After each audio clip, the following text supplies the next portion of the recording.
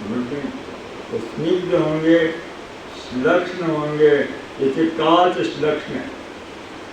काच श्लक्ष्ण है, चिकना नहीं है। काच जो होता है अपना मन चिकना ही नहीं है, श्लक्ष्ण ऐसा चाहिए होता है। और तब के मृदुगण से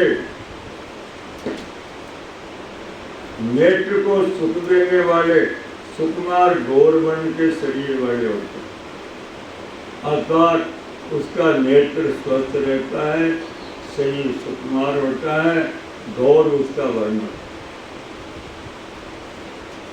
मधुर गुण के कारण उसका शुक्र प्रबल होता है, मैथुन शक्ति भी उसमें अच्छी होती है और संतान भी उसकी अच्छी होती है। सार गुण के कारण वो मजबूत शरीर का होता है। सांद्र गुण के कारण सारे अंग उसके भरे पूरे पुष्ट होते हैं, सुव्यवस्थित पुष्ट होते हैं, कहीं भी दुबलाने में। मंद गुण के कारण मंद चेष्टा, मंद आहार और मंद बोलने वाला। चेष्टा करेगा सोच समझ के करेगा, आहार करेगा शांत से सोच समझ के करेगा, बोलेगा सोच समझ के बोलेगा। इनमें किसी में जल्दबाजी नहीं होती, मंद गुण के कारण।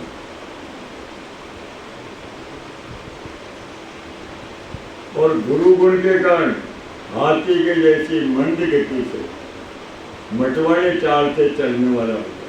जैसे बात वाले को तेज चलने वाला बताया, कफ वाले को हाथी के जैसे मटवाड़े चाल होती है।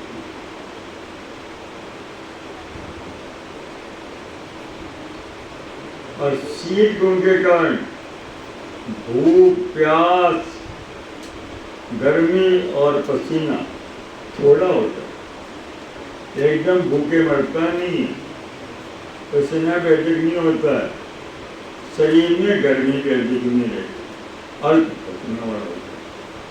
और पिछल गुण के कारण संधि अच्छी सुदृढ़ होती है। पिछल कहते हैं चिपचिपापन, जैसे भिंडी का चिपचिपापन पिछल कर रहता है। तेल की स्निग्धता और पिछल में अंतर है। श्लक्ष्ण, स्निग्ध, पिछल, तीनों का आचरण समझ लो। गूंदा ही होता और चिपचिपा होता है, गूंदा और गूंदी तो पिछल गुण। गोंद चिपचिपा होता हो, पिछल गुण। घी और तेल स्निग्ध होते हैं, वो स्निग्ध गुण है। और श्लक्ष्ण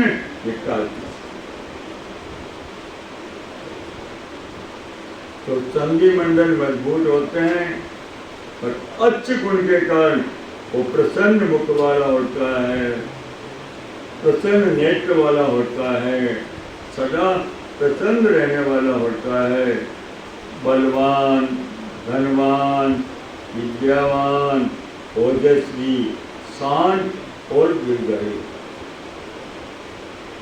इस प्रकार मैंने आपको तीनों दोषों की प्रकृतियां बताई। जहाँ दो दो दोष के मिले हुए लक्षण मिले, वहाँ दो दो दोष वाली प्रकृति मान लो 3 3 6। और जहाँ सब सम मिले वो सम प्रकृति है, सम प्रकृति स्वस्थ है। अब मानसिक प्रकृति जो सात्विक प्रकृति है, राजसी प्रकृति है, तामसिक। मुझे लग रहा आप कुछ ऊब गए हो, समझ गए ना इस प्रकृति के प्रकरण से, तो मैं इसको यही विराम देता हूँ, क्योंकि आप मुझे थके हुए लगे हो।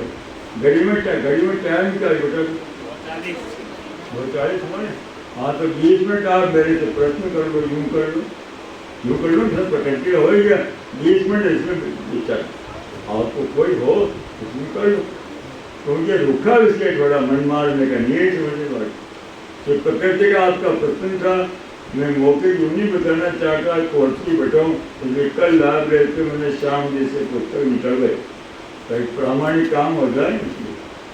तो मैं भी आगे पीछे बोल रहा हूँ तो चक्कर पड़े, यही विश्वास हो गया। अब आप कोई भी अपना मेरे से पूछ लो, पूछना हो तो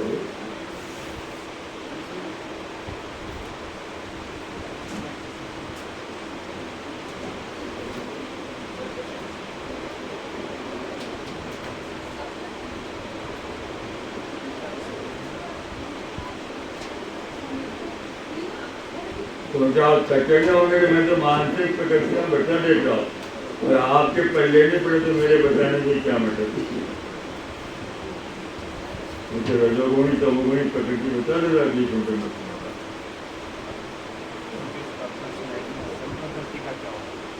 सम प्रकृति बस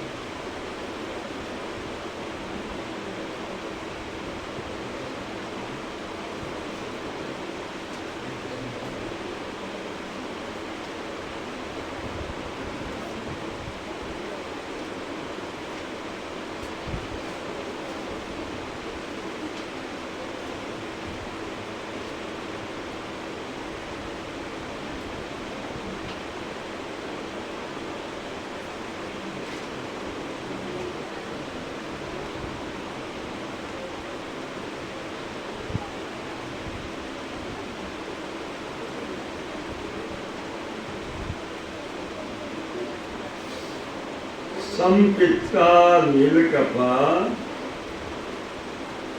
केचिद गर्भादिमानवा दृश्यन्ते वातला केचित् चित्तला श्लेष्मला तेषाम् अनातुरा पूर्वे वातलाद्या सदातुरा।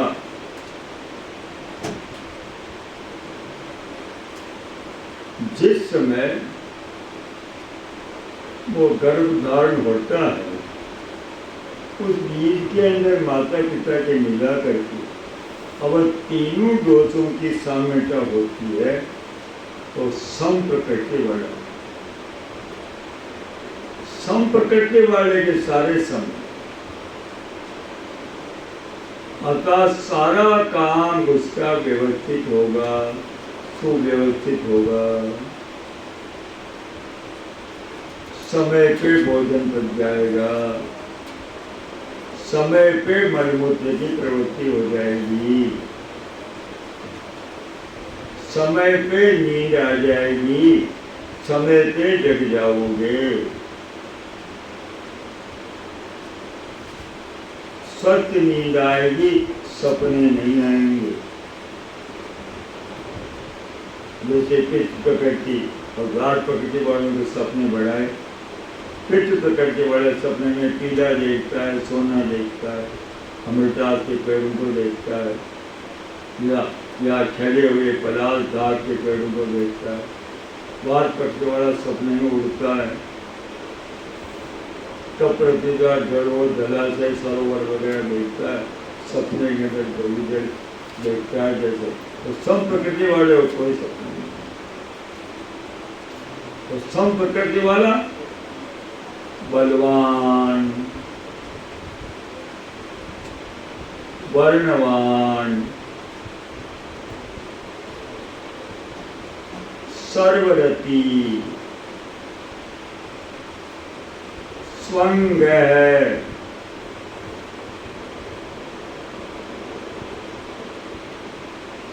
स्थिरेंद्रिय।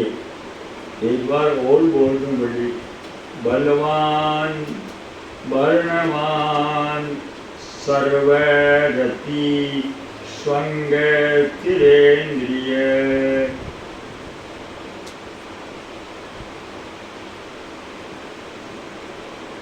प्रसन्नात्मा,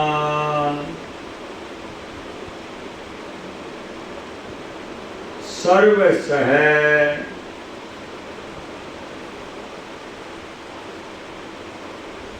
विज्ञेय प्रकृतिं गतः, विज्ञेय प्रकृतिं गतः, अर्थात ये सम प्रकृति को प्राप्त। ये मैंने स्वस्थ के लक्षणों के समय आपको पहले ही बता दिया। जो सम जिसकी प्रकृति होगी वो बलवान होगा, वर्णवान होगा, स्वरूप अच्छा होगा, सर्वरति सब चीजें अच्छी लगेगी, नखराड़े वाला नहीं होगा। और संग अंग प्रत्यंग स्थूल, इंद्रियां स्थिर होगी, चंचल आदमी जगह देखना होता है, मन भी उससे स्थिर होता है। मन भी इंद्रियों की गिनती में आता है, 10 इंद्रिय 11वां मन। और प्रसन्न आत्मा,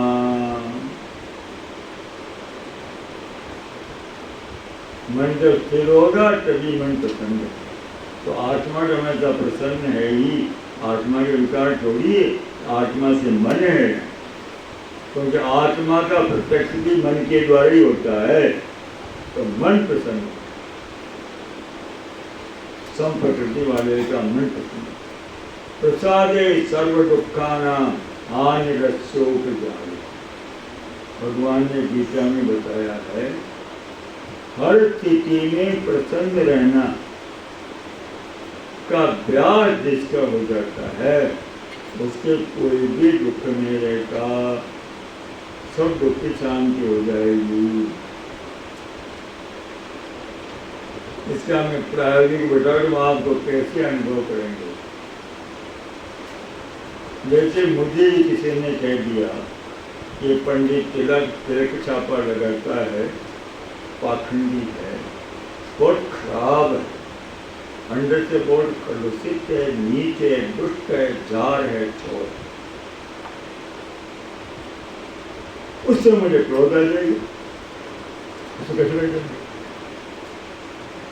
तो सम प्रकृति नहीं है, सम प्रकृति है। भाई साहब, आपने मुझे सही समझा, दुनिया के धोखे में जो मुझे अच्छा मान रही भूल गई, आपने मुझे सही समझा, तो प्रसन्नता है नहीं बेटा। और मैं उनसे देख कर मुझे कैसे कह दिया, कैसे कह दिया, तो दुखी हो गया नहीं हो गया बेटा।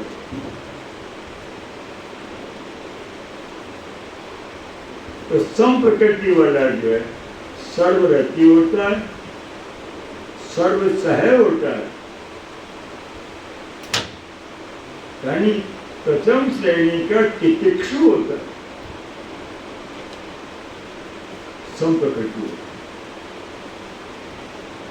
और वातिक प्रतीक का प्रकृति वाले तितिक्षु। इसी तरह से सतोगुण, रजोगुण, तमोगुण जो 3 है, ये जो मानसिक प्रकृति, सत्व प्रकृति वाला हर स्थिति में हमेशा प्रसन्न रहेगा, सम प्रकृति वाला ही सत्व गुण प्रदान होगा। समझ गए? और पित्त प्रकृति और वात प्रकृति मिला हुआ व्यक्ति होगा, उसकी रजोगुणी प्रकृति होगी।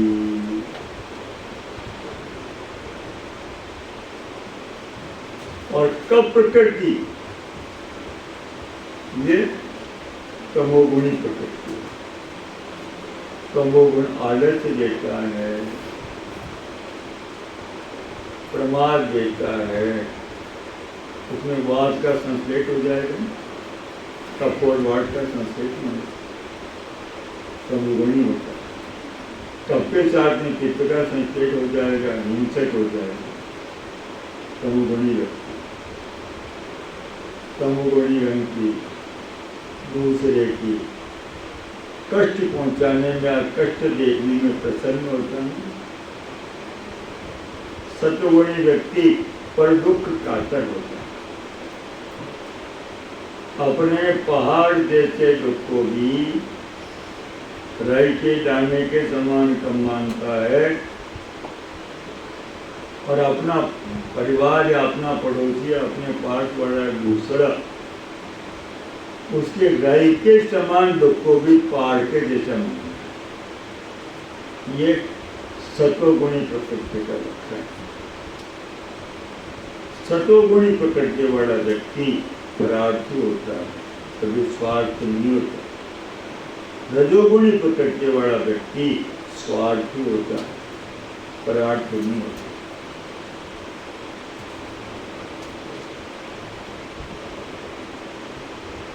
रजोगुणी प्रकृति का व्यक्ति जल्दी जल्दी क्रोध कर लेता है, छोटी छोटी बात में उछल जाता है, रजोगुण। और सतोगुणी व्यक्ति गंभीर होता है, उछलता है, उसमें कोई भी पकड़ नहीं आता। तमोगुणी प्रकृति वाला गंभीर नहीं होता, आलसी होता है। आलसी और गंभीरता में अंतर है, प्रमादी होता है। आलस हम काम धैर्य से कर रहे हैं, इसका मतलब वो गंभीर नहीं, वो आलसी है। सतोगुणी काम भी सही करेगा, सोच समझ के आरंभ करेगा, कभी भी आलस नहीं करेगा। तो अरे कर ले ना, कई बात कर लेंगे, अभी क्या जल्दी है, अभी क्या जल्दी है, ये तमोगुण की बात। अरे मेरे तो शरीर दुख रहा है, ये दुख रहा है, मुझे तो नींद पूरी नहीं आई, तो सब तमोगुण आ रहे हैं। इसलिए सतोगुण रजोगुण तमोगुण। सात्विक आहार करने वालों को ही सतोगुण प्रदान करता है। तो सात्विक आहार क्या? रस्या, स्निग्धा, अनस्थिरा, हृद्या आहारा,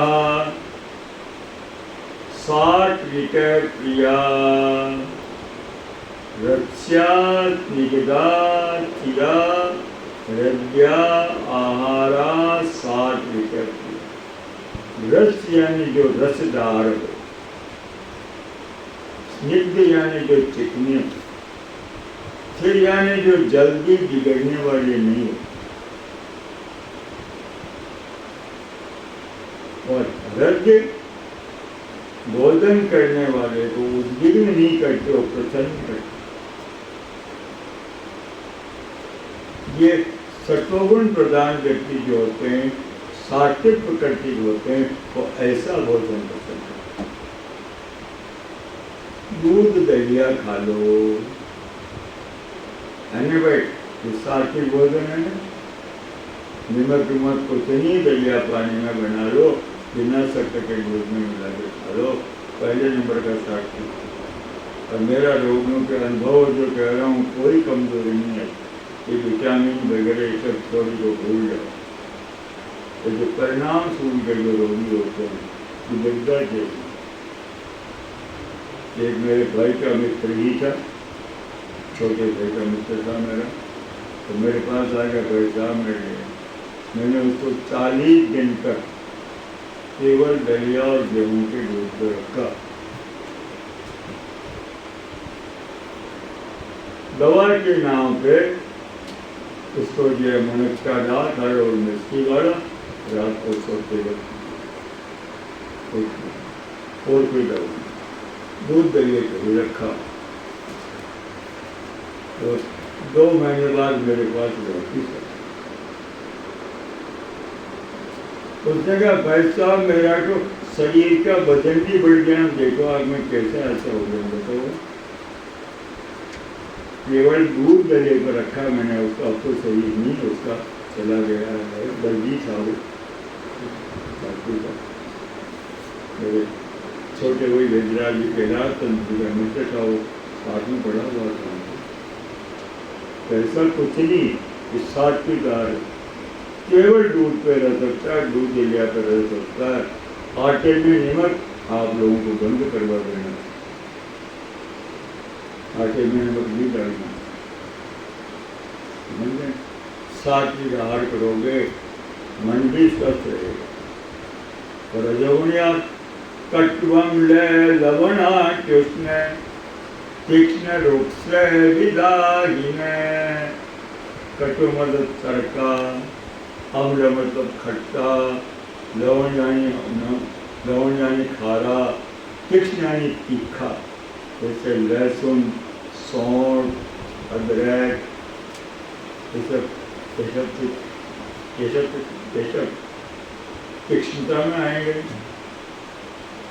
कट्टोम्ल, लवणात्, कृष्ण और अधिक गर्म, गर्मा गर्म भी अधिक गर्म और आगे जा करके शरीर में गर्मी पैदा हो जाएगी गर्म। अगर आप लहसुन प्रयोग नहीं करते हो और कृष्ण के कारण, तो सूंठ का भी प्रयोग मत करो। सूंठ का कृष्ण को है ना, कृष्ण के कारण। तो कट्वम लवणा कृष्ण, कृष्ण रुक्ष रूखे विदाहीन, अंदर जा करके जलन पैदा, आहार किए के बाद में जो विदग्ध हो जाते हैं, ऐसे आहार नहीं करना। ये रजोगुणी आहार है।